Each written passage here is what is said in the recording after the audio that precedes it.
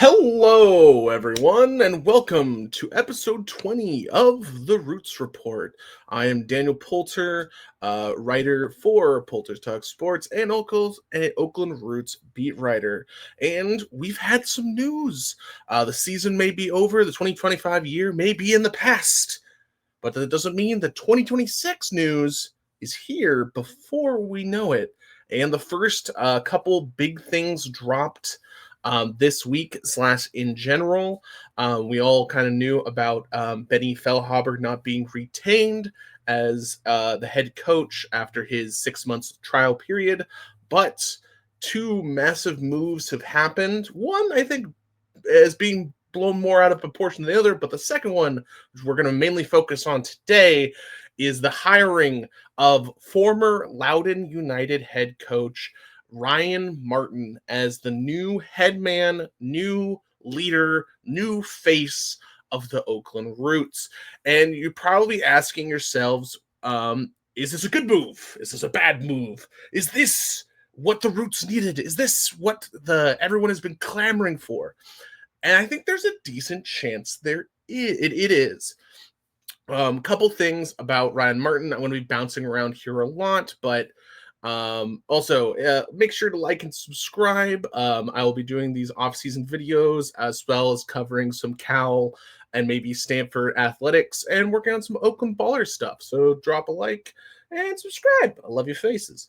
So back to the Oakland Roots. So Ryan Martin, who is he? What has he done? Is this a good hire? Is this a bad hire? And let's look at some of the optics. So the Oakland Roots has been, I believe it's up to so the club opened up operations in 2019. They've had this. He is now, I believe, the 8th overall head coach since 2019, which would put a solid 8 coaches in 6 years.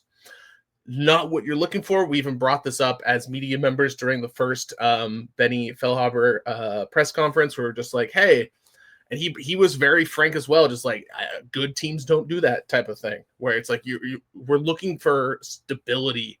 You're looking for a head coach. Like I cannot stress how much, like if the Oakland Roots have a head coach for multiple years, then you start turning those into big home playoff games. There's a lot of positives with the Oakland Roots and going forward, especially with soon promotion relegation. Having your base sturdy before you head into promotion relegation, which is looking probably like 2028, I think, is going to be really huge, especially for the survival of the club. But Ryan Martin, I keep yapping on a little bit, but he was the second most tenured head coach in the USL. He spent all that time with Loudoun United. He is a head coach, which is very, very strange. He was a program director when they were DC United's like secondary team until a couple years ago when they broke away. Ownership decided to break away from DC United, so Loudoun was able to become its own independent club, and that's a very important thing about a lot of information, because you're going to look at his record that he had at Loudoun and you're going to be pissed. Like if you're just an average fan, you're gonna be like, why did they hire a head coach who's lost a majority of his games? And for me personally, I think this is a good hire. If you let Benny Feilhaber go, you had to have had a plan. And I think that Ryan Martin I wouldn't be surprised if he was there like, let's go swing for the universe. And if some wild name says no, Ryan Martin is an absolute solid gem. Let me explain. When it comes to, he was the last couple years with Loudoun, they were known to have absolutely no budget. Imagine the Oakland A's during just like Billy Bean era, just like, we will give you no resources, make it work. And he made it work. He was immensely good at development, which, with having the Oakland Roots with the Project 510 and all of how much the Roots love to come from their feeder programs and push forward. That's a huge, big selling point. He's amazing at development. He is from just like the limited amount of research I've been able to dig down the rabbit hole. The amount of times he will put tape in front of players just to being like, this is exactly what I want you to change, which is not always the case at every level, is really impressive. I think he's going to be a huge, massive benefit for the 110 project, even though I don't think he'll have direct, like, I don't think he'll have like any direction over that, but like as a whole structure top down, I do think he's going to be one of the guys making most of the changes. I do think, like, a lot of people have assumed that it's this gigantic council, and I think there is a council, but I think he may be at the top of it. He like his not like I think there's a good chance that his word is weighted more than the rest of this council, which also means, hey, it's your fault if this fails. So we'll see.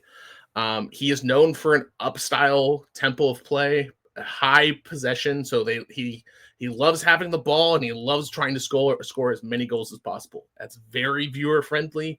And that's also, I believe, something over the last few years, I think maybe the entire history of the Oakland Roots franchise, where they have been a team that wants to score goals, a defending, boring style. Like, even though like I love tactics and I love a good like there's so many teams that do like the bunker strategy where it's just like counterattacks and you just like it's going to be a 1-0 game.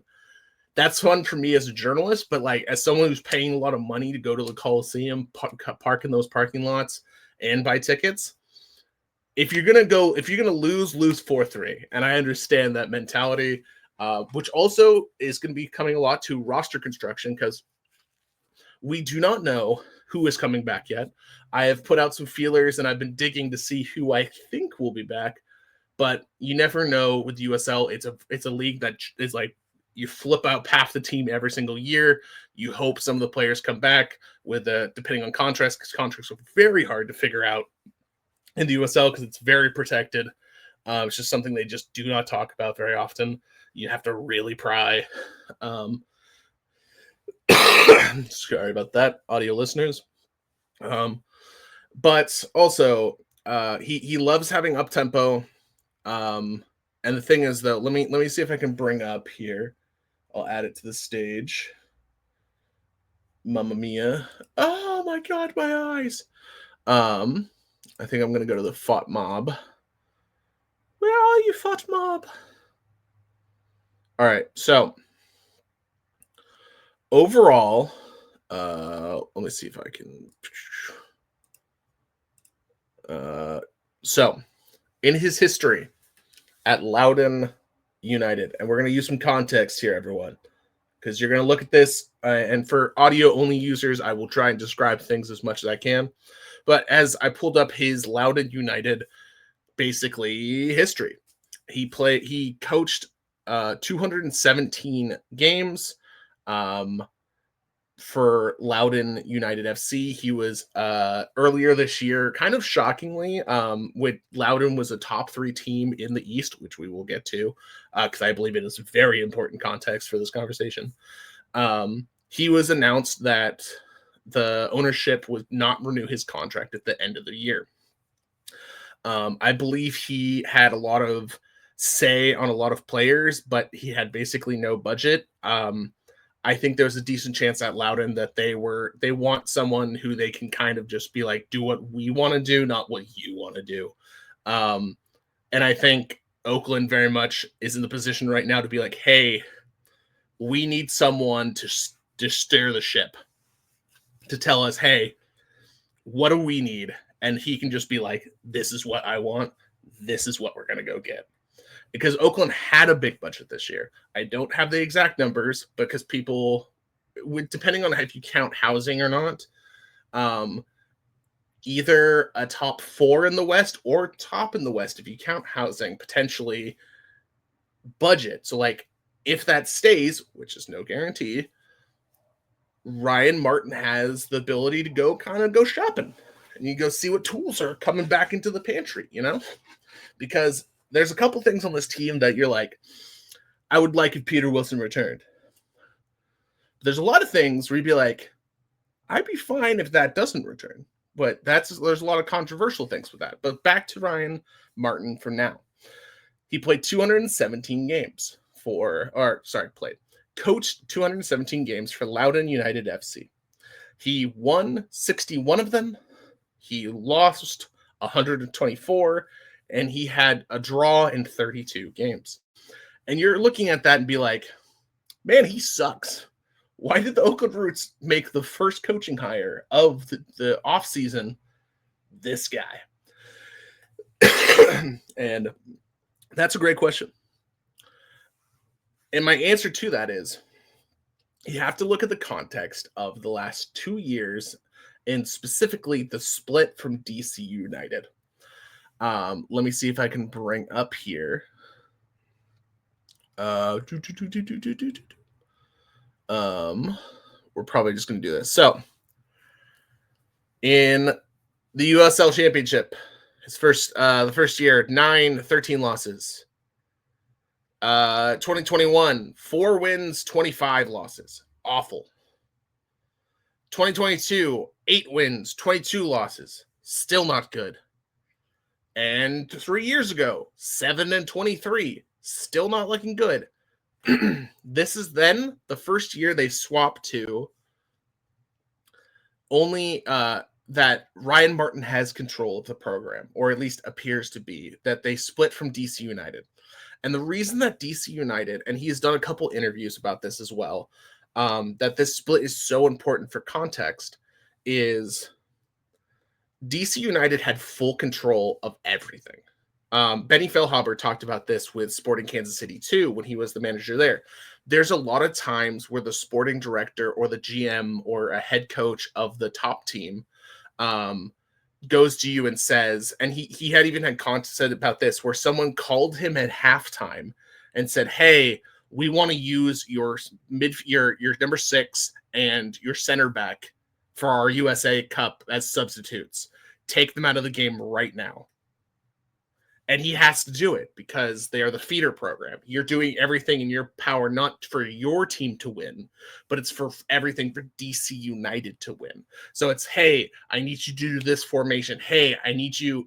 He got calls 5 minutes before a game, like, hey, take out this player. You can't play him tonight. And it's like, hey, if you're on the road and you didn't bring his backup, there's going to be times where it's like, you just threw. That game is. This is also why you shouldn't bet on lower level soccer sometimes, but he had so many cases where it's not about your team record, it's how well you develop. And he was really, really good at developing. And no, keep in mind, this isn't just for youngsters. This is also about veterans coming in. You're just out of college and you're looking for that first big break in the USL. Those kids' development. Let's say an example of like a wily veteran, like I guess a great example because he's retired, that would be like a Cam Riley type, where, hey, we see potential in you, we just don't know where it is. And he's really good at taking that out and just like working that player, especially with film. That's really, really good. So in 2024, the first year he was in charge and Loudoun split, they were 11, 9, and 14. This does mean that they still finished in 11th place in the Eastern Conference. They did not make the playoffs. Loudoun had never made the playoffs in their history at all. But they finished with 42 points. They finished 6 points out of first place, and they also finished the year losing 3 of 4 with only making 1 point in their last 4 games. They very much could have been a playoff team in 2024 in the East, but failed to do so. But they scored 44 goals, only gave up 39, and had a +5 differential. Also looking at Miami, holy shit, Miami was really, really, really bad. I knew they were bad, but also holy shit, they were bad. Keep in mind, this is the year that Oakland Roots made the playoffs with 44 points last year, or just keep in mind, this is 2024. I guess this is technically 2 years ago. So roughly the same as the Oakland Roots. Things to keep in mind for this season. Let's go back to it.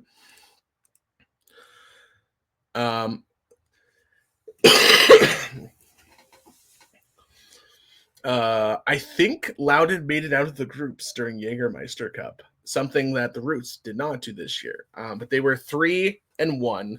I think that equals 9 points in the Jägermeister Cup,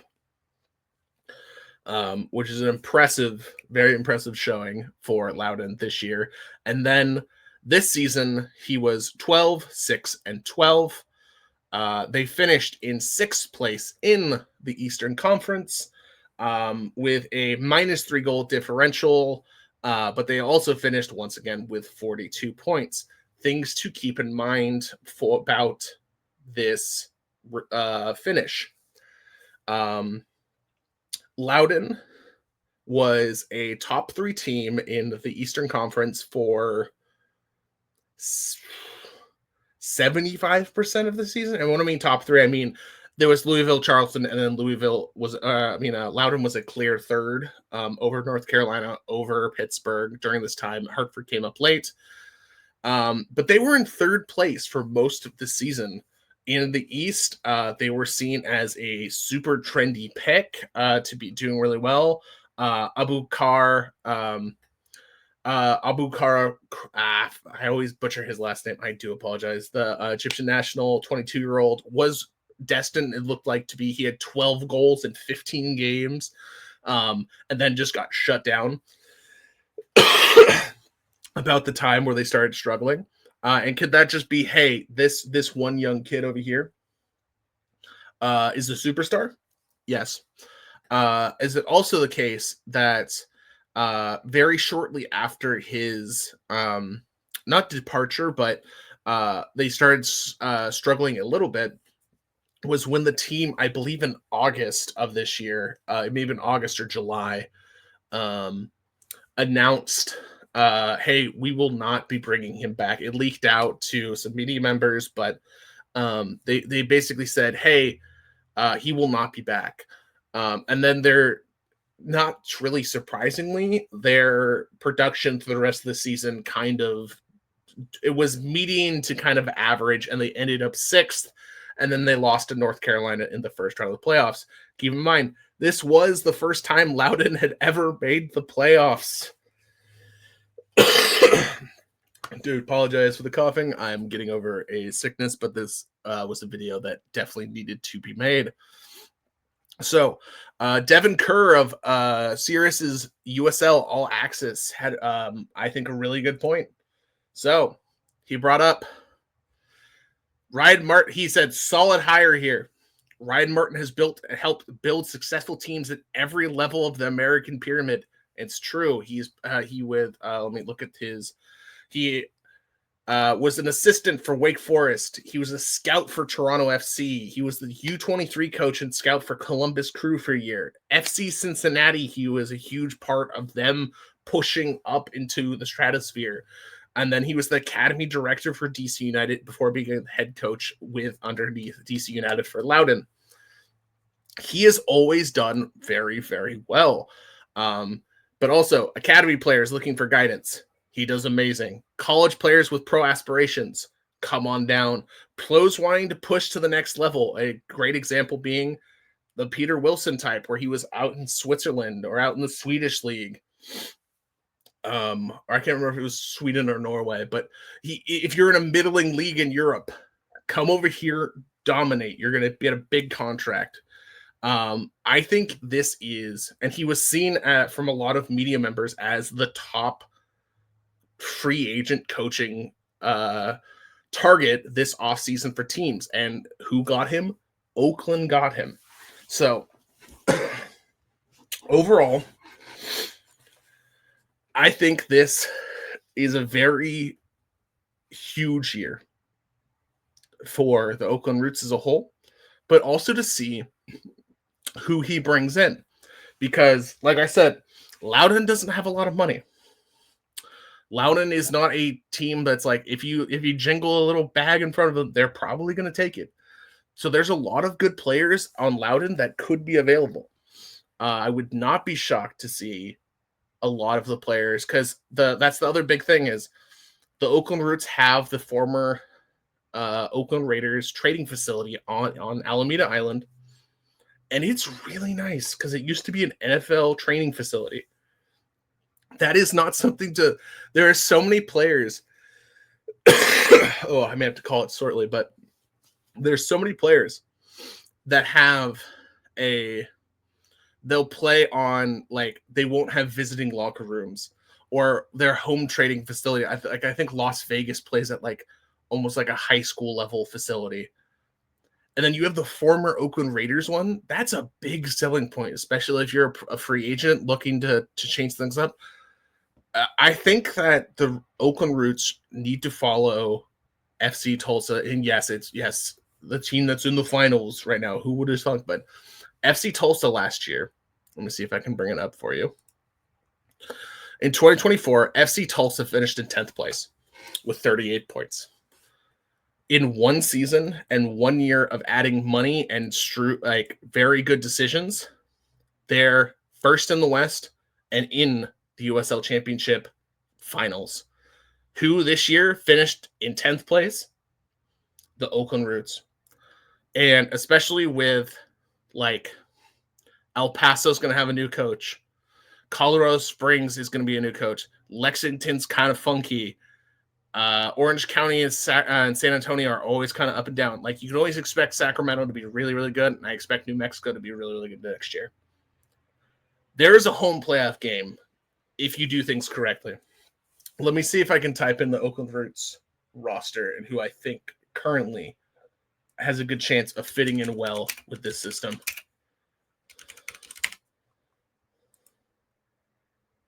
So keep in mind, not everyone's going to be back.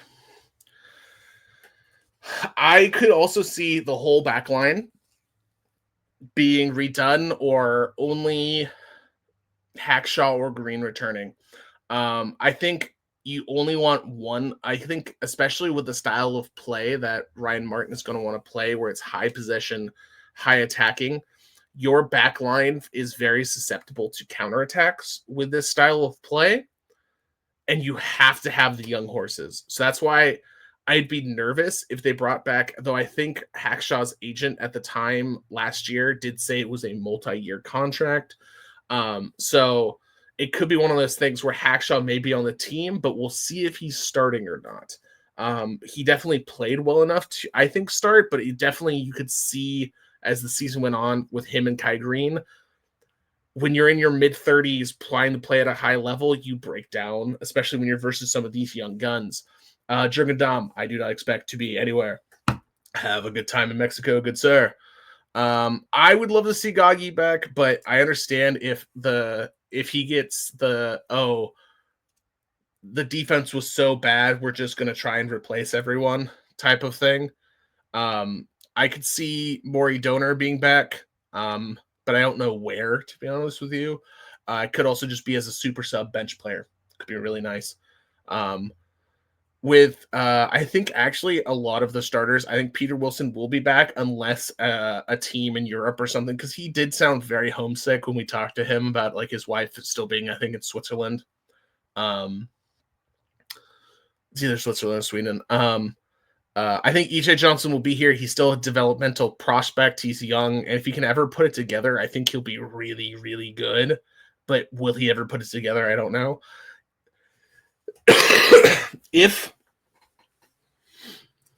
I think Danny Trejo will be back next year. And I think if you can have him and Peter Wilson as your top two up top, they're going to score a lot of goals. Like, this team's going to be nasty if you could put a couple midfielders or like wingbacks around them. I think Kendall will be back. Maybe a hot take nowadays. I think one of these two between Kendall and Rafael Spiegel will be back. I think Kendall, if the defense is good behind him, is a great goalkeeper. I just think I wish he was 3 inches taller. Like if you put Kendall in Rafael Spiegel's body, like, dude, you have an MLS goalkeeper. Yes, I know Kendall played in MLS. You get the point, but I also think Spiegel ends up in Monterey Bay. That's my weird hot take. We'll see. For the midfield, Panos weirdly does play the style that they want, and he did play in Loudon with Ryan Martin. I just don't think when you're like a big time free agent like Panos was, and then you finish the season playing left wing back instead of your normal attacking midfielder spot, I think you probably want to go to a team that's just gonna be like, no, dude, you're the midfielder. Just go, go. So we'll see. We'll see what happens there.